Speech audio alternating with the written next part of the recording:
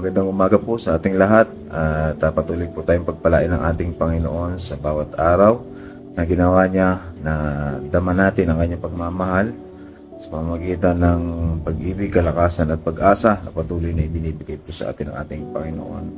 At simulan po natin ang ating online exhortation sa pamamagitan po ng panalangin.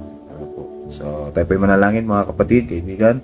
Panginoong Hesus na makapangyarihan sa lahat, patuloy po kami nagpapasalamat sa patuloy niyo pong ginagawang kabutihan sa amin. Salamat Lord, hallelujah, sa bawat araw ay patuloy na ang pag-asa ay binibigay niyo po sa amin. Salamat Lord sa kalakasan, sa lahat po Panginoong Hesus ng pagpapala Panginoon na binibigay niyo po sa amin at patuloy na pinagkakatiwalaan. Hayaan Panginoon na kami po God, hallelujah, habang kami po ay makikinig ng iyong mga salita ay pagpalain niyo po ang aming kaluluwa at maging kalakasan ng bawat isa po sa amin to spiritual. Lord, pinupuri ka namin, sinasamba ka namin at sa iyo po pinakamataas na pagdadakila sa inyong makapangyarihang pangalan, sa pangalan mo lamang Panginoong Hesus. Amen. So, salamat po sa ating Diyos at ang ating pong pag-uusapan ay patungkol po sa panalangin. So ang ating title po ay Establish Your Foundation with Prayer. So napakahalaga po ng panalangin sa bawat isa, mas lalo na sa ating mga mananampalataya na tayo po ay the only communication na kailangan po natin sa ating Panginoon ay sa pamamagitan po ng panalangin. So napakahalaga po ng panalangin sa buhay po natin.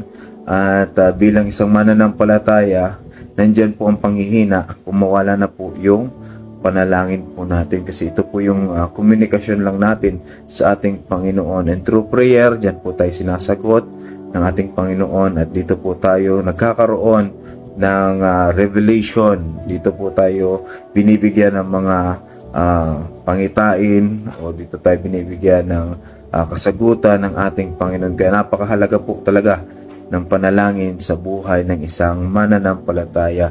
Ang sabi nga po, a prayerful Christian is a powerful Christian. So, ang pananampalataya po natin, lagyan po natin ng, kumbaga, bilang tayo mananampalataya, yung pundasyon natin sa pananampalataya, ito po ay lagi po nating lagyan ng panalangin para mas lalo po tayong maging matatag na mananampalataya, matatag na habang nag-aantay sa pagbabalik ng ating Panginoon ay hindi po tayo maliglig dahil tayo po ay balot ng panalangin. So, establish your foundation with prayer. So, sa Biblia, sa Old Testament, pero po ditong sinasabi o may kwento patungkol po sa propeta ng ating Panginoon at sa 850 na bulaang propeta ni Baal. Kaya dito po makita po natin na sa pagkakataong ito na nagkaroon ng hamunan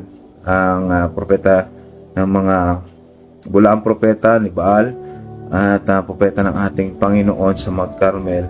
At sa mga nakakaalam, alam po natin ang naging ending ng istorya. So, ito po ay nagkataon na dumating sa pagkakataon na sila po ay binigyan ng pagkakataon ng bawat isa at pumunta po sila sa Mount Carmel. Ginawa po nila ito, pinakita sa mga tao na kung sino yung tunay na Diyos at sa pamamagitan po ng pagbaba po ng apoy. Sabi po yan sa 1 Kings chapter 18 verse 24. Sabi po dito, tawagin ninyo ang pangalan ng inyong Diyos. Yan po ay sinabi ni Elias sa mga bulaang propeta po ni Baal. At sabi dito, tawagin ninyo ang pangalan ng inyong Diyos at tatawagin ko naman ang pangalan ng Panginoon. Ang Diyos na sumagot sa pamamagitan ng apoy ay siyang Diyos at ang buong bayan ay sumagot, mabuti ang pagkakasabi. So ang audience po dito ay buong bayan po. So ipinakita po dito na sa pamamagitan po ng pagtawag. Pagtawag? Sa atin, alam po natin yan bilang mga mananampalataya.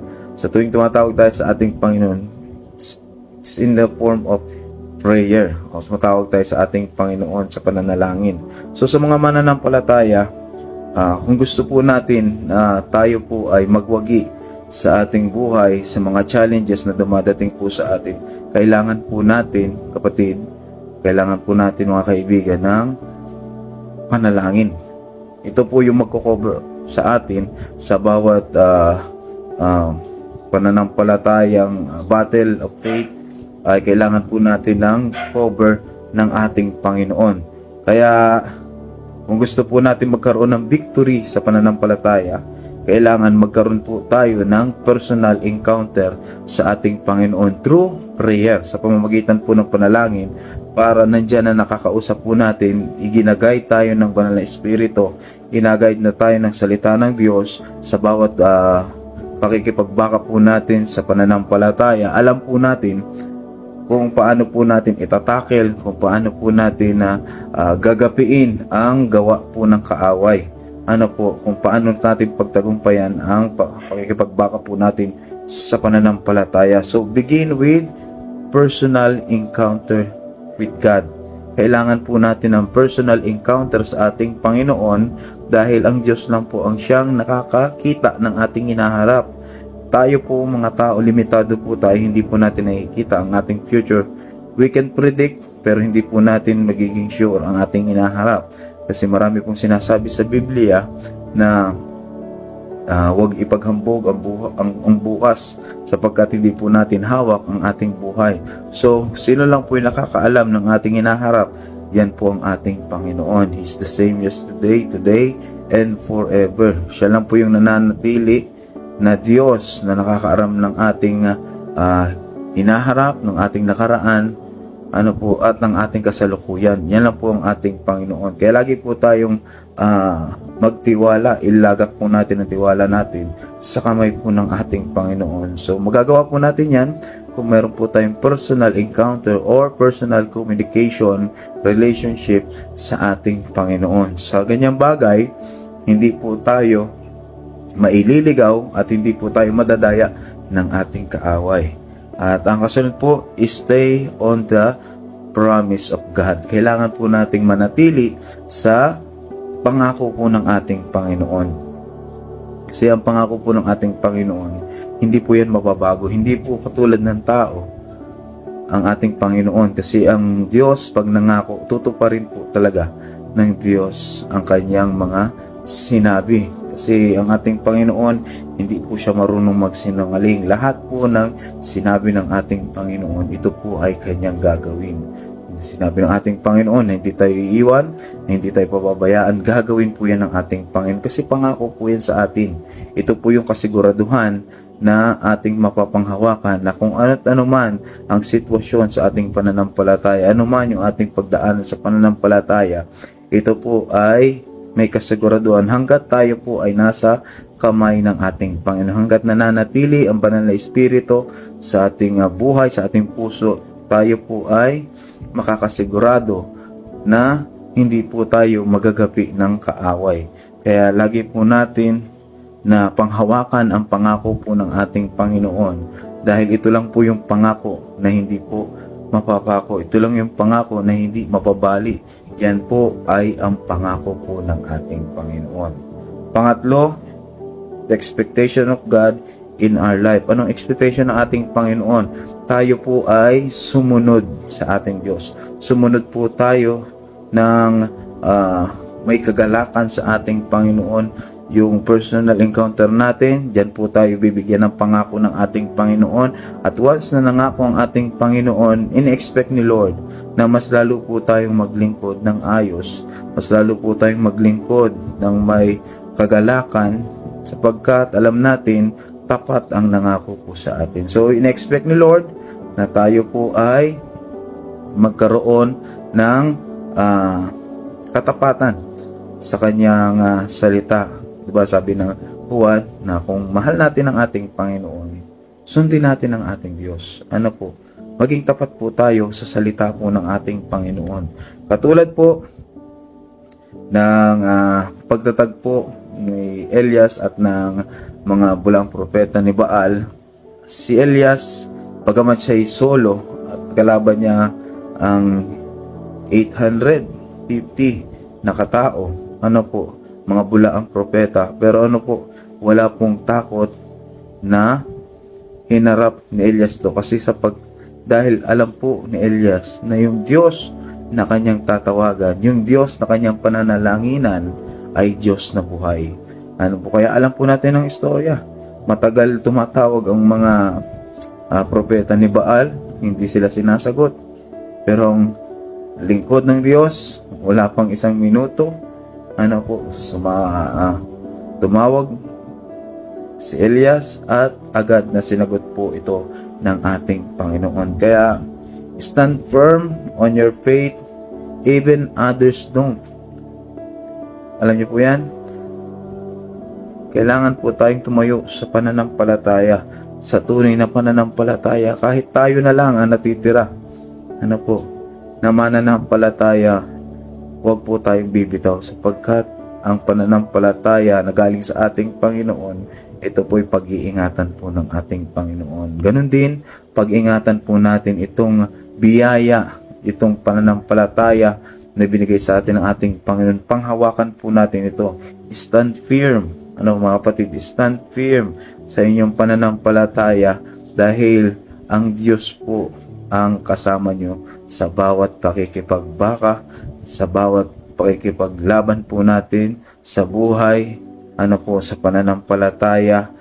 Tayo po ay magtatagumpay. Ang sabi ng Roma, tayo po ay mga mananagumpay. Kung sino yung panig sa ating Panginoon, siyang laging magtatagumpay. Sapagat ang ating Diyos, hallelujah, matagal na, simulat nung una pa hanggang ngayon, wala pang record na natalo ang ating Panginoon, sapagkat siya ang makapangyarihan sa lahat. Kaya kapag mayroong mga pagsitwasyon na tayo ay parang nahihirapan na, lapit lang po tayo sa ating Panginoon. Di ba sabi ng Exodus chapter 14, verse 14, ipaglalaban tayo ng ating Panginoon.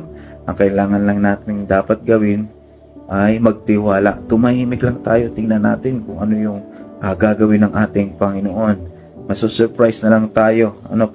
Yung mga ina-expect po natin sa ating buhay. Sabi nga, laging binabanggit mga mananampalataya, expect the unexpected. Kapag tayo ay naglilingkod sa ating Panginoon, expect mo na ang Diyos ay kikilos po.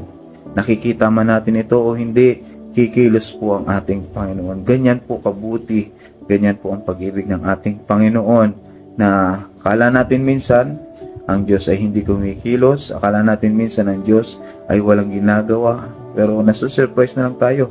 Grabe pala yung ginagawa ng Diyos. Hindi natin nalalaman, hindi natin napapakiramdaman. Kahit minsan wala tayong idea na meron palang ginagawang malaking bagay ang ating Panginoon. Kaya kung ano man ang pinagdadaanan po natin ngayon, tumawag lang po tayo sa ating Panginoon. Kailangan lagi po tayong magtiwala sa ating Panginoon, kasi wala namang ibang bagay. Wala namang ibang Diyos na tayo kilala na pwedeng gumawa ng katulad na kayang gawin ng ating Panginoong Hesus. Kaya patuloy po tayong pagpalain ng ating Diyos at patuloy na maging malakas ang bawat isa po sa atin, maging apoy po yung ating pananampalataya at patuloy na humawak sa pangako po ng ating Panginoon. Yung pundasyon natin sa pananampalataya, laging po natin itong lagyan ng panalangin para mas lalo tayong tumibay, mas lalo po tayong lumalim. Yung relasyon natin ay mas lalong lumago, hallelujah, sa ating Panginoon. Kaya tayo po'y manalangin sa pagtatapos. Panginoong Hesus na makapangyarihan sa lahat, napakabuti niyo po sa bawat isa sa amin. Salamat God, hallelujah, na ang pananampalataya, Panginoon, tunay na pananampalataya na binigay niyo po sa amin ay patuloy namin nagagamit. Salamat Lord, hallelujah, sa biyaya. Salamat sa pag-ibig, Panginoon, na lagi po namin raranasan. Salamat Lord, hallelujah, sa mga pagkakataon Lord, bagamat kami hindi nagiging tapat, ang iyong dakilang pangako sa amin, Panginoong Hesus, hallelujah, ay patuloy po naming nararanasan. Salamat Lord, hallelujah, na patuloy God na kayo po ay kumikilos sa aming buhay. Salamat Lord, hallelujah, may mga pagkakataon na kami po Lord, hallelujah, ay nanghihina. Pero pag nakita namin Lord, ang resulta ng aming pagpapagal, salamat Lord, nagkakaroon kami ng panibagong kalakasan. At patuloy Lord, nakausapin niyo po ang bawat sa amin at patuloy na manahan po ang inyong banal na presensya sa aming buhay. At patuloy Lord, na pagpalain niyo po ang aking mga kapatid na nakinig. Salamat God, hallelujah, na patuloy niyo po na pinapanatili ang kanilang pananampalataya. At patuloy God, na palaguin niyo po, Panginoon, hallelujah, ang kanilang pananampalataya. Ito po ay para sa amin, Panginoong Hesus, sapagkat kinikilala namin na kung wala ang iyong banal na Espiritu, kung wala ka sa aming buhay at hindi ka kumikilos, hindi namin alam kung nasaan po kami. Kaya Lord, malaki po ang aming pagpapasalamat na patuloy na kayo po, Panginoon, ang nagbibigay ng mga bagay na kalakasan sa aming pananampalataya. Huwag niyo po kaming iwan, huwag niyo po kami pabayaan. Tulad ng iyong pangako, Panginoong Hesus, na lagi ka pong nandyan para po sa amin. Lord, patuloy ka namin pinupuri, sinasamba, at patuloy na tinataas ang iyong makapangyarihang pangalan, ang pangalan mo lamang, Panginoong Hesus. Amen. Praise the Lord. God bless po sa ating lahat.